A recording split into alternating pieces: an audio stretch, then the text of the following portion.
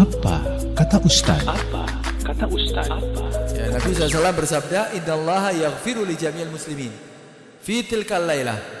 Sungguhnya Allah mengampuni semua dosa orang-orang Islam di malam itu, di malam nisfu Sya'ban. Tapi hati-hati, ada beberapa orang yang tidak ada mendapatkan ampunan Allah Subhanahu wa taala. Ini bahaya juga ini. Siapa mereka? Dukun-dukun. Dukun-dukun yang membuat dibantu dengan setan-setan, ya dibantu dengan makhluk halus atau dengan dengan bacaan-bacaan yang tidak diketahui maknanya, ya daripada bahasa-bahasa mungkin bahasa setan. Itu dukun-dukun ini kalau tidak bertobat kepada Allah Subhanahu wa taala, maka dia tidak akan mendapatkan ampunan Allah Subhanahu wa taala. Kemudian yang kedua, ausahirin atau tukang sihir. Ini kalau tidak bertobat, maka malam itu tidak akan mendapatkan ampunan Allah Subhanahu wa taala.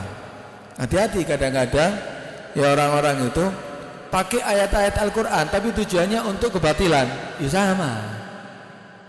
Pakai ayat-ayat Al-Qur'an tapi tujuannya untuk apa? Untuk memisahkan ya suami dan istri, atau memisahkan keluarga, anak dan orang tuanya. Ya sama. Justru itu lebih parah, itu menggunakan ayat-ayat Allah Subhanahu wa taala untuk tujuan kebatilan. Karena itu jangan sampai ini terjadi. Apalagi kalau masih di malam nisfu Sya'ban dia belum bertobat, maka dia tidak akan mendapatkan ampunan Allah Subhanahu wa taala. Au musyahinin, atau orang-orang yang berselisih, orang-orang yang bertikai, tidak menyapa antara keluarga, satu keluarga, antara anak dengan bapak, ya antara saudara dengan saudaranya, antara kerabat dengan kerabatnya, antara teman dengan temannya, antara tetangga dengan tetangganya. Tidak menyapa karena urusan duniawi, hati-hati. Tapi kalau urusan akhirat, ya boleh kita tidak menyapanya. Kalau dia melakukan maksiat, ya tujuannya supaya dia kembali, tujuannya supaya dia taat, boleh kita tidak menyapanya. Tapi kalau bukan urusan akhirat, bukan urusan agama, kita tidak menyapanya, maka hukumnya apa? Hukumnya dosa, haram. Karena itu orang-orang yang bertikai, orang-orang yang berselisih, orang-orang yang tidak menyapa, orang-orang yang bermusuhan, ini tidak akan mendapatkan ampunan Allah Subhanahu wa taala di malam nisfu Sya'ban. Atau aumut mini khamrin, atau orang yang selalu minum minuman keras dan sejenisnya. Minum minuman keras baik yang berupa sekarang ini ganja, ya, atau berupa pil, ya, apapun sudah.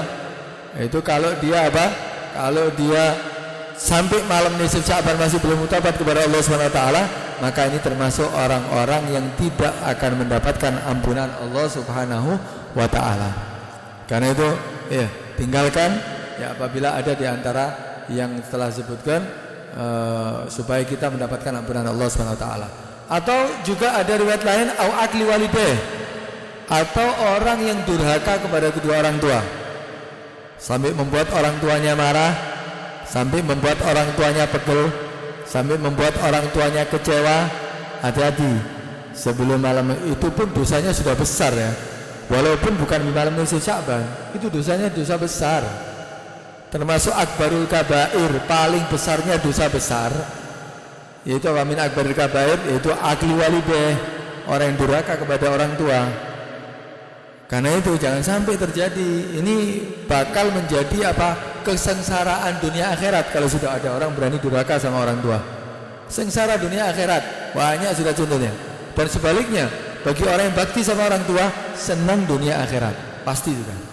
Coba kita lihat orang-orang yang di sekitar kita aja, orang-orang yang sukses urusan dunianya, sukses urusan agamanya, semuanya. Coba kita lihat, pasti di belakangnya mereka adalah orang-orang yang bakti sama orang tua. Banyak contoh-contohnya. Tapi kalau sudah durhaka sama orang tua, jangan harap bahagia dunia, apalagi akhirat. Karena jangan sampai kita menjadi orang yang durhaka kepada orang tua. Lalu siapa bakti sama orang tua? Ya bakti sama orang tua bagaimana membuat ridho orang tua. Yang penting bukan dalam maksiat kepada Allah Subhanahu wa taala. Kalau orang tua sudah meninggal, tetap bisa kita bakti sama orang tua dengan cara mengirimkan amal soleh, mengirimkan bacaan Al-Qur'an, ya sedekah diniatkan untuk orang tuanya, itu termasuk apa? Bakti dari anak kepada orang tua yang sudah meninggal. Atau apa? Menyambung orang-orang yang dekat atau teman-teman atau kerabat daripada orang tuanya. Itu juga termasuk daripada bar, termasuk daripada orang yang berbakti kepada orang tua setelah orang tua meninggal. Tetap kita bisa mendapatkan pahala bakti sama orang tua walaupun orang tua sudah meninggal.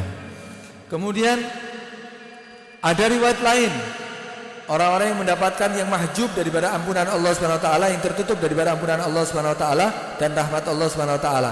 Di antaranya apa? Musyrik, orang yang menyekutukan Allah. Kemudian apa? Ada lagi qatilun nafs, orang yang bunuh diri. Kemudian qati'ur rahim, ini orang yang memutus tali persaudaraan. Ini qati'ur rahim ini bahaya, memutus tali persaudaraan ini ya, sampai dalam riwayat lain qati'ur rahim mal'unun la yadkhulul jannah. Qati'ur rahim, orang yang apa memutus tali persaudaraan tidak mungkin masuk surga, bahkan apa mendapatkan laknat Allah Subhanahu wa taala. Bahkan dalam riwayat lain qati'ur rahim mal'unun wa in mata wasatil Ka'bah, orang yang memutus tali persaudaraan ini dilaknat, tahu laknat, turdun an rahmatillah, diusir, dijauhkan dari rahmat Allah. Mungkin masuk surga? Mungkin kita masuk surga karena apa? Karena rahmat Allah. Kita ini masuk surga bukan karena amal ibadah kita. Amal ibadah kita kalau dibanding dengan kenikmatan Allah gak ada apa-apanya, masih lebih besar nikmat Allah. Kita masuk surga karena rahmat Allah. Tapi kalau sudah dikatakan apa mal'unun, dijauhkan dari rahmat Allah, kalau tidak dapat rahmat Allah, tidak mungkin masuk surga. Karena waqati'ur rahim, orang yang memutus tali persaudaraan dilaknat walaupun meninggal di tengah-tengah Ka'bah. Ya, meninggal di tengah-tengah Ka'bah. Melbu Ka'bah tidak tahu. Ini meninggal di tengah-tengah Ka'bah. Sekarang kan orang keheran biasanya. Orang akan apa? Orang akan mungkin terharu ketika ada orang meninggal di tengah masjid seandainya.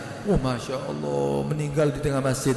Itu bukan apa? Bukan kepastian dia menjadi orang yang selamat sebetulnya. Bukan kepastian. Kenapa? Dilihat amalnya.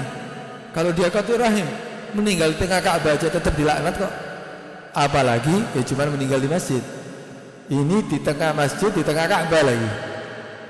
Ya, semua orang berkiblat kepada itu Ka'bah, ini meninggal di tengah-tengahnya. Tetap mendapatkan laknat Allah Subhanahu wa taala ketika dia tidak menyapa, ketika dia memutus tali persaudaraan. Kadang-kadang karena harus pilih ya. Karena kadang-kadang kan harus pilih karena dunia, ya Allah. Dunia semuanya akan ditinggalkan. Sepele kadang-kadang karena warisan. Hartanya lebih banyak daripada warisan, tapi ya sampai tidak menyapa, sampai 7 turunan. Ya, minta 7 turunan untuk tidak menyapa kadang-kadang. Gara-gara apa? Harta yang sepele yang dia akan tinggalkan, bahkan itu akan dihisap. Ya kalau memang bukan rezekinya, tidak akan sampai kepada dia. Itu harus kita yakini, karena itu tidak perlu diperselisihkan, tidak perlu diperebutkan, tidak perlu sampai dibuat sampai harus apa memutus persaudaraan gara-gara dunia. Karena itu apa? Ini diantaranya orang yang tidak mendapatkan ampunan Allah. Kemudian ada lagi musbilul izar, orang yang memanjangkan apa sarungnya sampai menutup mata kaki. Karena gini, ini diharamkan, ya, dilarang oleh Nabi SAW orang yang memakai apa sarung sampai di bawah mata kaki itu karena takaburon. Dulu tuh orang itu kalau bajunya semakin panjang berarti menunjukkan ini orang kaya. Itu orang-orang dulu itu pakaiannya kalau misalnya orang yang biasa sederhana pakaiannya tidak panjang, kadang-kadang di tengah di bawah lutut. Ya, kalau sudah pakaiannya panjang apalagi sampai bersihkan apa tanah, ya itu tanda bahwa dia orang kaya. Nah, karena takaburan. Ini orang-orang yang sombong seperti ini tidak akan mendapatkan ampunan Allah. Berarti intinya juga karena apa? Karena kesombongannya, bukan masalah izarnya. Ya benar, tetap izar itu ya sarung kalau di bawah mata kaki tetap dilarang. Tetap ada larangan. Tapi itu kalau dilakukan dengan takaburan tadi itu, ya ini yang tidak mendapatkan ampunan Allah Subhanahu wa taala. Nah, karena itu kalau ada orang yang enggak, ya, dia tidak di bawah mata kaki, di atas mata kaki, bahkan di bawah lutut, tapi sombong, ya bodoh, ya sama aja. Ya intinya karena sombongnya. Kalau seandainya di bawah lutut tetap dia sombong, merasa dia adalah yang paling benar, merasa dia yang pasti masuk surga atau yang lainnya, ya sama. Ya karena kesombongan itu, ya ilahnya itu karena apa? Kesombongan. Karena itu hindari daripada sifat sombong. Kemudian qatat, ya orang yang mengadu domba. Ini orang yang mengadu domba, ini juga apa? Tidak masuk surga. Banyak ini kadang-kadang ya. Kadang-kadang tujuannya memang mengadu domba, baik dengan memindah omongan ya satu sama lain, kemudian tujuannya untuk supaya berpisah, supaya mereka berselisih, supaya mereka berantem, atau bahkan apa? Datang ya atau membaca ayat-ayat yang seperti tadi itu untuk tujuannya supaya dia benci dengan ini. Ya supaya satu sama lain saling membenci. Ada itu kadang-kadang terjadi itu. Baca sesuatu, oh dia tahu ilmunya seperti itu. Akhirnya apa? Dia gunakan untuk supaya apa? Dua teman supaya berselisih, orang tua dengan anaknya berselisih, suami dengan istrinya berselisih. Hati-hati, itu qatat. Itu juga mengadu domba. Kemudian apa? Musawwir, orang yang membuat patung. Itu juga apa? Tidak mendapatkan ampunan Allah Subhanahu wa taala.